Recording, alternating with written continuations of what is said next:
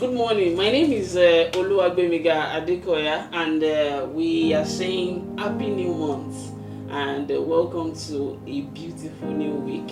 And we're welcoming all our E-team globally and nationwide, and as well, we're not leaving out our in-house staff. So we appreciate each and every one of you. So today we're going to be talking on personal development structure and what inspired this. I ran some simple hypothetical data about a successful candidate from the tertiary institution of a minimum of 10 people, and we realized that from those 10 people in different graduating backgrounds or area of interest, we will see that only 3 to 4 will take it further to work in an area where they graduated.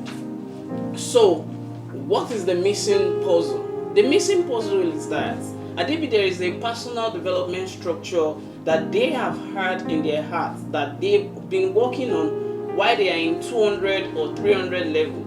They will have been able to sit back and say, I think I need to do the right thing by taking a new course line or by switching my course line to align with my gifts, to align with my talent, so that I will have the best service of myself to the world that I need to work with. So that is what inspired the idea, and let's move further. So we are going to start with this quote that says, the only person you are destined to become is the person you decide to be. And what is this thing saying? It's still from my hypothetical data that says, if take for example, you realize that you are not meant to be an estate manager while you find yourself in it, maybe by doing exchange of course because you don't want to move out of the academic system. So, and then you feel like, okay, I think I can run well as a socialite or as an economist or as a psychologist. So there is nothing to take you other than to, like, if you can't switch from that particular department, you can keep doing that while you are taking a new jam that will secure you a new space or secure your space in the academic environment once again in an area where you will be useful to the world. And we might be saying, 4 years seems long. By the time you sleep in 2 days time, you realize that 1 year is already gone. So let's move further. So what is the definition of personal development from my own perspective? Personal development is the combination of selected learning from several areas to attain a well-defined action plan for implementation in one's area of newly identified interest.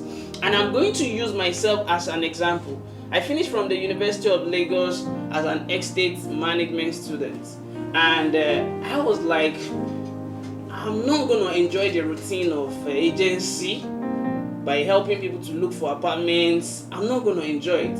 I'm not going to enjoy valuation.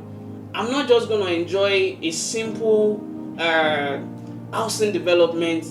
What can we introduce newly? So I realized that there is a new bridge that we need to improvise to do things differently in the sector of real estate called agro to home project development. And from there, we start what we are doing currently at Adborn Harvest and Home, saying we are the foremost agro to home project development company that want to do what?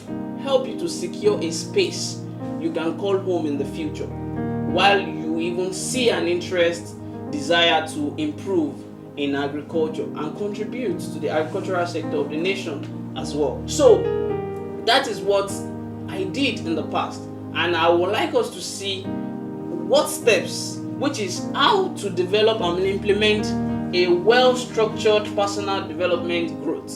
And the steps goes thus. The first one is read, study, research, and meditate. I always give the illustration of what the university system should look like. The university system is not a place to go and be doing normal teaching again. It's an environment that should subject you to high-level exposure.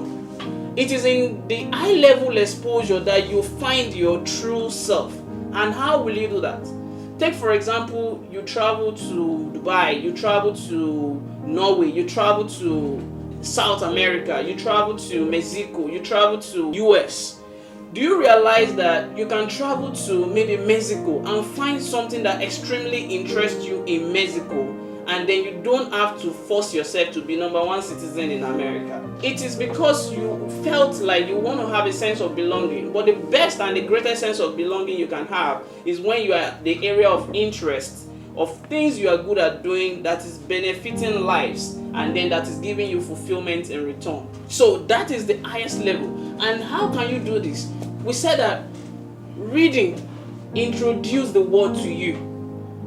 Why exposure? What? Exposure take you to the world, the real world.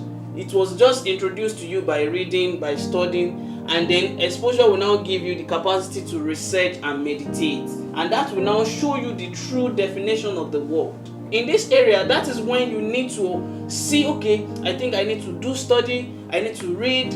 Then when you are reading and studying, take for example, who else do you see that is already doing what you like? Like we at Adbond, we love what they are doing at Apple Store, and we realize that they are changing the status quo by doing something extremely different, and they are enjoying their world. And that is the same thing we are doing in the real estate sector too. We are enjoying our world at the agro to home sector.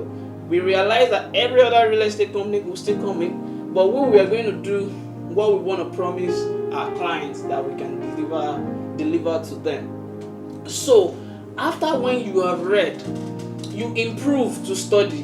And once you improve to study, it's not something that you have to do fast. You take your time and you study on the area that you want to really gain more vast knowledge, in the area that interests you.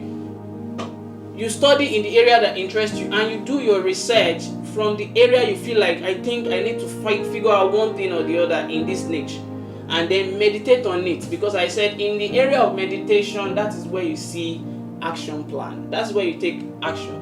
So the next one is identify area of interest and intention. We need to identify our area of interest and our intention, because when you identify these two, that will enable you to focus your energy on the right thing. That as long as you are doing it, you don't burn out, and you are going to just realize that you enjoy giving in more of your time to get such things done. And that's why we say starve your distraction, and then it helps you to feed your focus. The next one is consistent discipline and willpower.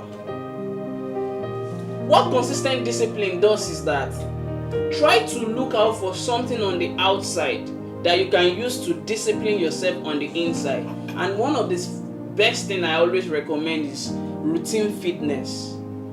Your own can be jogging, another person can be aerobics, another person can be yoga.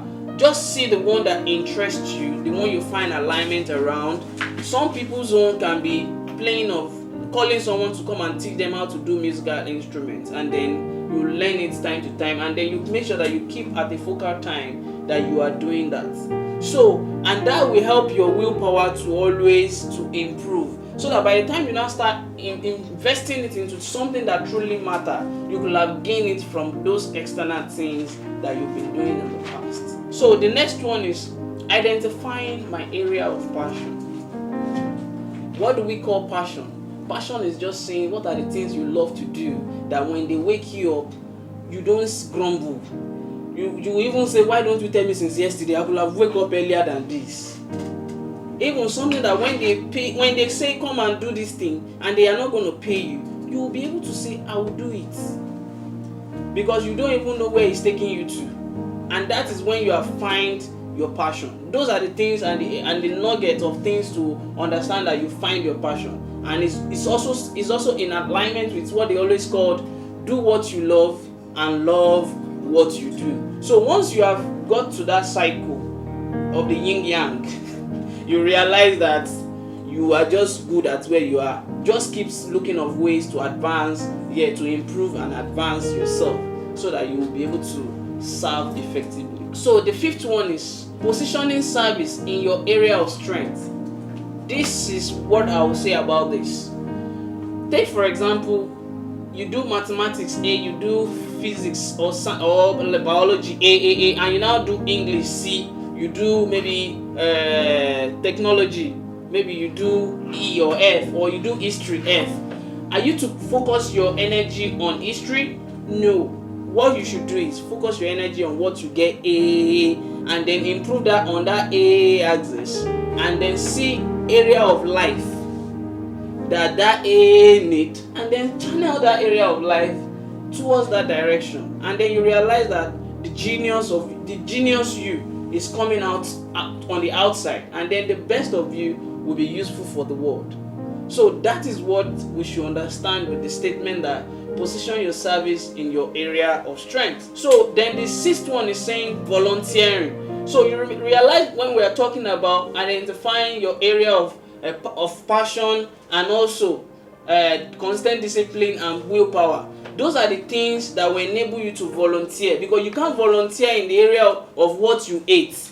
Have you seen somebody that volunteer in the area of what they ate? No. Why? Because have you seen anybody that say, I become successful in the area of something I ate, or I become so wealthy in the area of something I ate? No, it will not come to pass. So the only best thing we should do is, let's see how we can volunteer. And what's the reason for volunteering? When you make mistakes, nobody will come and hit you on it, because you are giving your gift, your talent, you are giving it to be used for free. And while you are giving it to be used for free, you are also getting better, improving at it, so that you can later monetize it. So 7 says developing character and integrity. There is this statement I always say: there is difference between sincerity and integrity. You can be sincere and not have integrity. Integrity is when money is involved.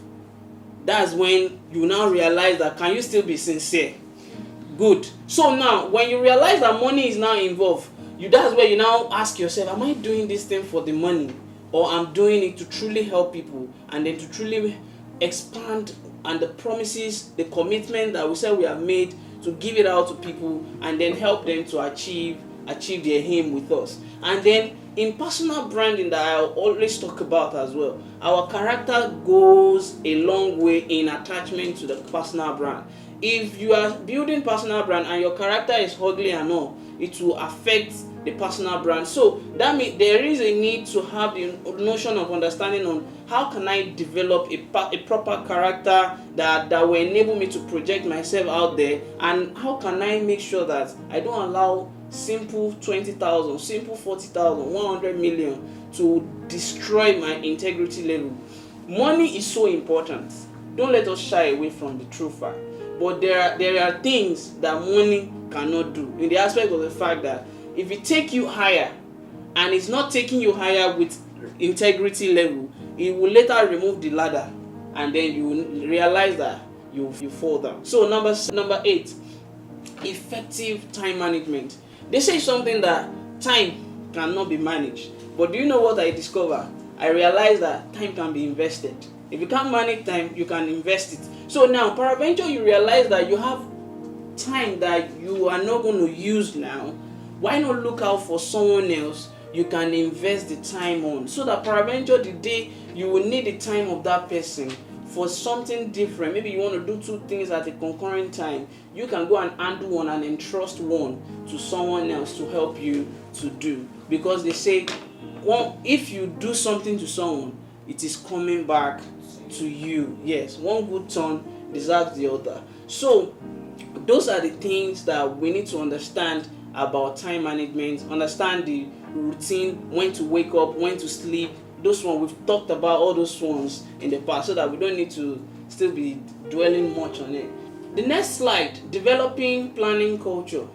Why do we need to plan? What is the purpose of planning? We said the purpose of planning is because we don't know whether we're going to meet uncertainty. So, but let's say prioritize. If we now meet uncertainty, as long as you have planned, that means you will have a little awareness of the uncertainty that is coming. And then in that little awareness, you'll be able to say, okay, you can face it. If you can't face it, you will have known in your plan. And then if it show up, you will also have in your plan that who to call, how to go about it, people that are better than me that can help me to push it further. And in this area, that is where you always have, let's say for example, some people say they have mentor, some people say they have mirror, while some people say they have mask. Mirror are people that are also doing what you want to do, that you can learn the steps they are taking. Just like the way we said that a lot of people have seen what we are doing at Heartbond and they like it and they started adopting it in their day-to-day activity as well.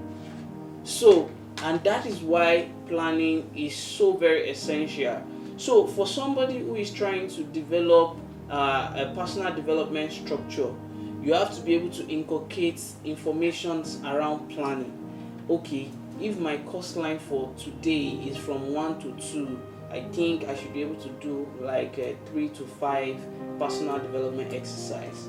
And that is where you say, okay, is it like you want to go and learn from someone in another field, or do you want to go into the library to read something extremely different to what you are doing in your course line? So this is what developing planning culture entails. So the next one is organized thinking.